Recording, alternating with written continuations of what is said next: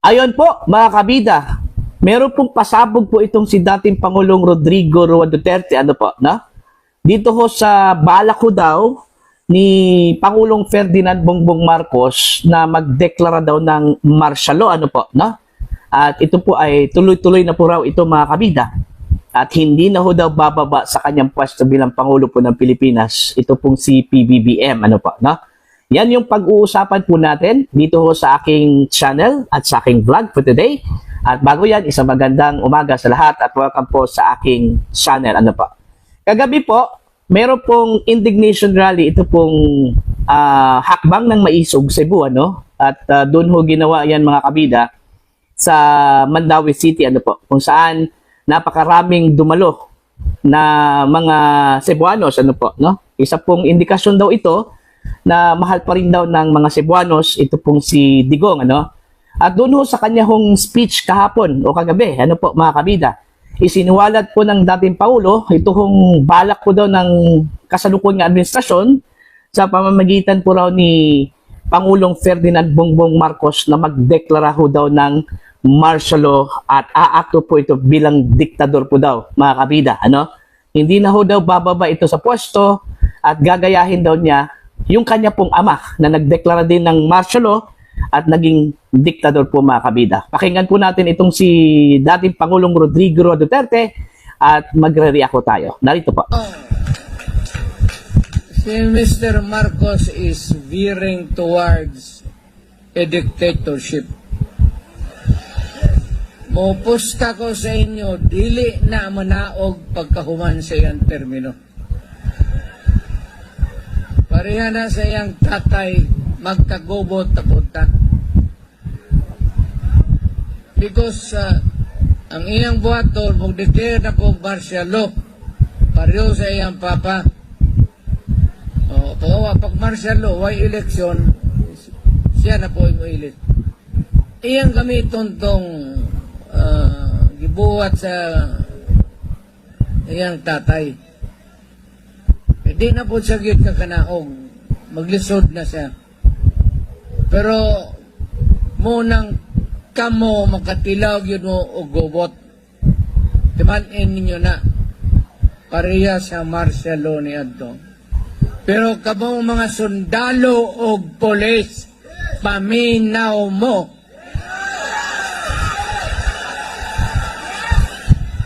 Kanang ambisyon sa usa ka tao, ayaw mo pagsakay.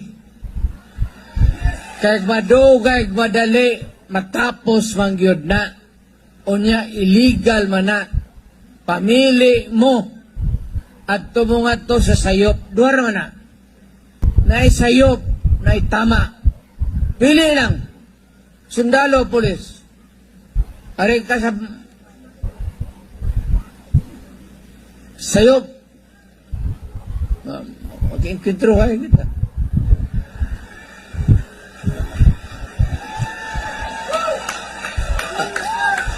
Ang tama, magtanong og utang kabubuton ninyo ang Pilipino.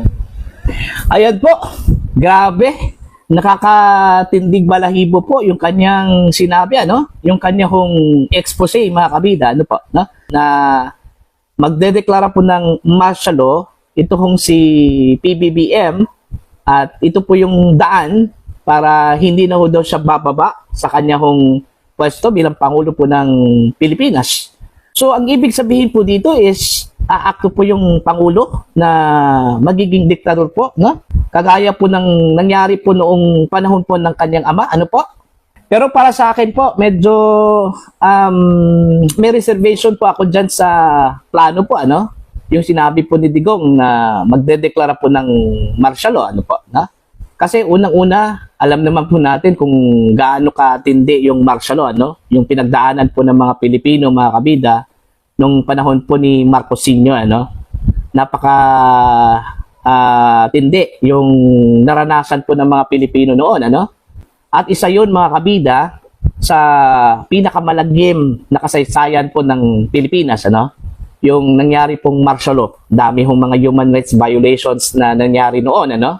Hindi na ho ito papayagan po ng mga Pilipino na mangyayari po ito sa kasalukuyang panahon, ano po, na? Meron na po tayong lesson noon, nung time ni dating Pangulong Ferdinand Edralin Marcos Sr., ano po. Although meron pong posibilidad mga kabida, dahil ho sa mga pangyayari po ngayon, kaguluhan po sa politika, ano po, no? Minsan, nakakaisip pa tayo na baka ho ito yung magiging dahilan po, no, ng pamahalaan para ho magdeklara po ng martial law dahil ho dito sa kaliwat kanang mga pambabatikos at baka i-charge po ito na isang uri po ng panggugulo, ano, para lang po magkaroon po ng destabilization at disorder yung ating gobyerno at ang Pilipinas, ano po, na? Yun yung medyo nakakatakot po mga kabida, ano po. Pero para sa akin medyo may reservation nga ako dito Unang-una, hindi ho kagaya nung panahon po ni Marcos Sr. na medyo takot po yung mga tao noon, ano? Kasi ho, wala ho silang means na pwede ho nilang gamitin para makapagpalabas po ng kanilang saloobin, ano? Unlike ngayon, dami na po nasa social media world na po tayo, ano? Dami na pong mga means na pwede ho tayo maglabas ng ating saloobin. Okay? May Facebook, may YouTube, may TikTok, ano? At iba pang uri po ng social media platforms, mga kabida, no? So, everything na possible na gawin po ng gobyerno ay kakalat yan, ano?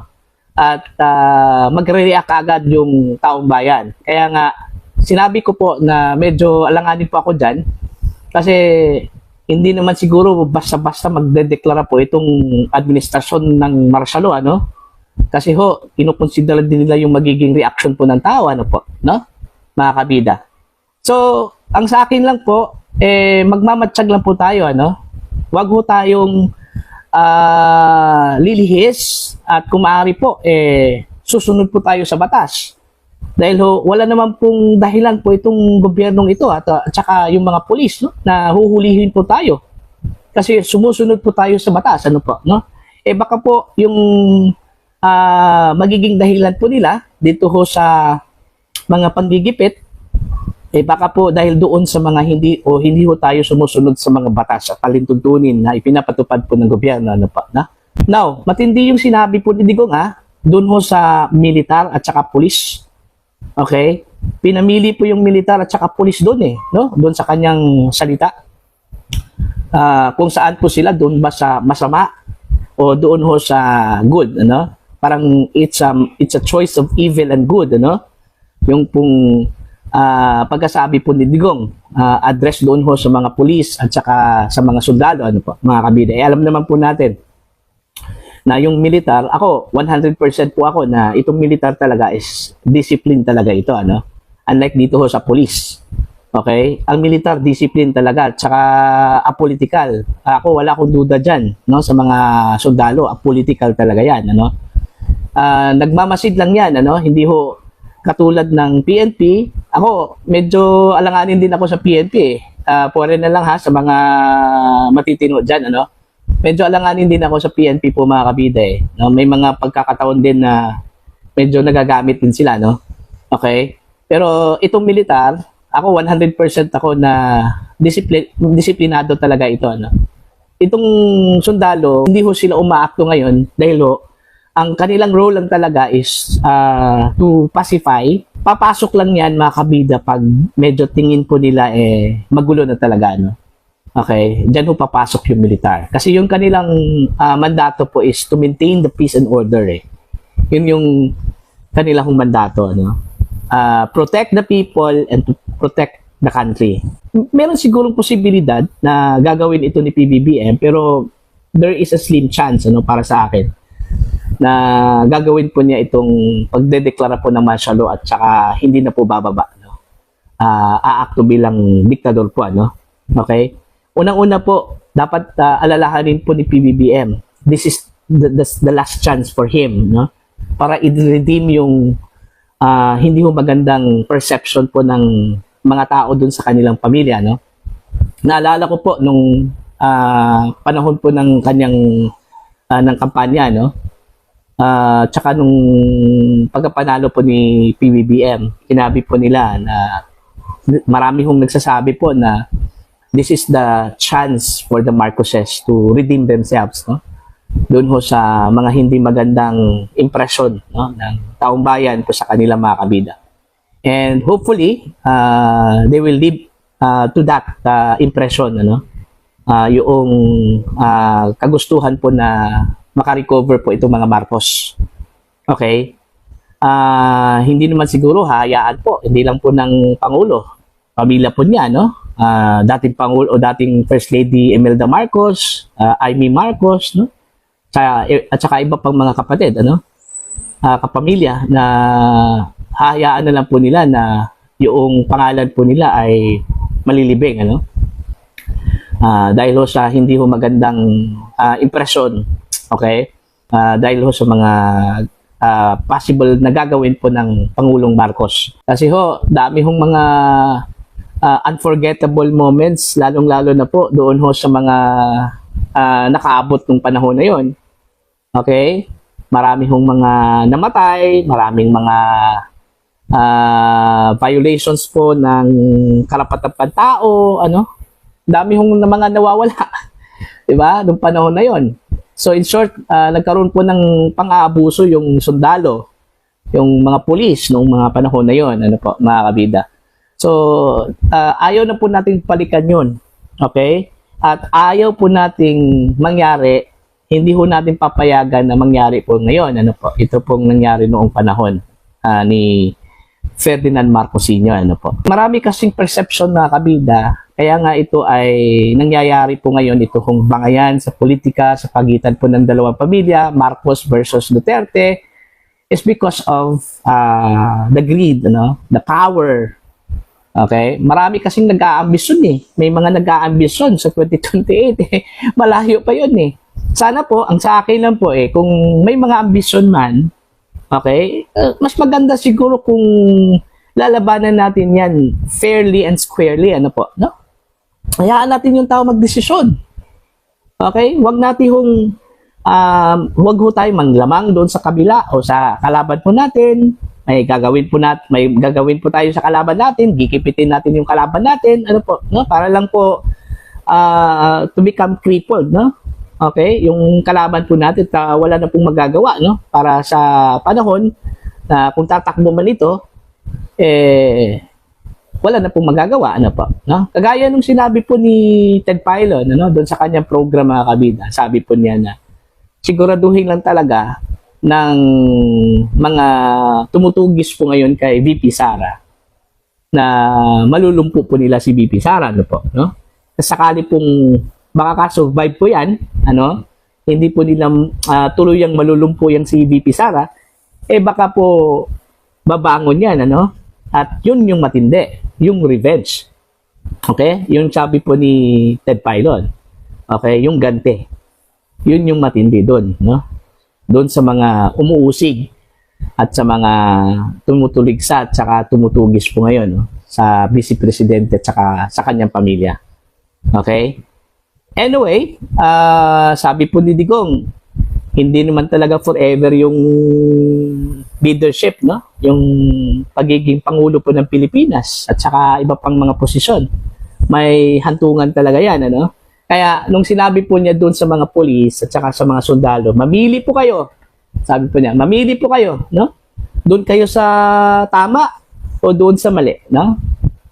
Yun man talaga yung role ng police tsaka ng PNP. They have to uphold and to embrace the good thing, di ba? Kung what is the right thing to do.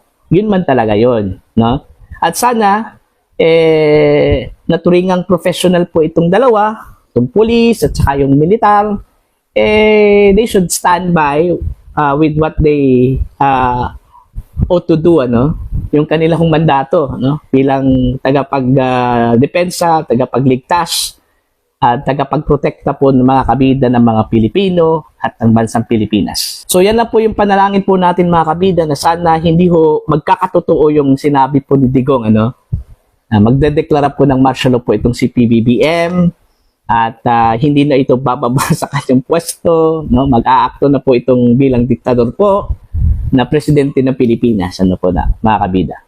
So, ano po sa inyo? Sa tingin po ninyo mga kabida, yung inyong opinion, ano? Patungkol ho dito sa isiniwalat po ni Pangulong Rodrigo Roa Duterte po mga kabida. You can